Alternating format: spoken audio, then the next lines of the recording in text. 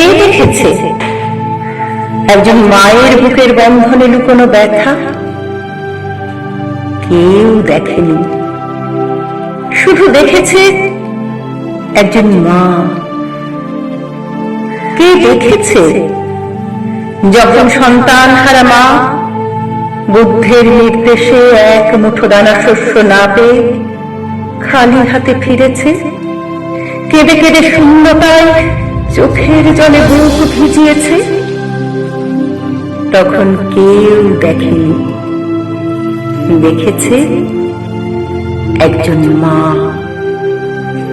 10 মাস 10 দিন পরে, যেদিন শরীরে 3 লিটার রক্ত পৃথিবীর প্রথম আলো দেখেছিল, সেই দিন একজন গর্ভধারিণী মা বুঝেছিল মা হওয়াটা কি জ্বালা।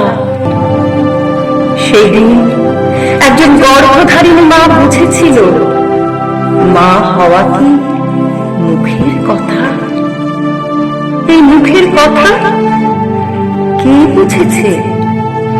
এই জরায়ুর জ্বালা কে সয়েছে? শুধু সয়েছে একজন মা।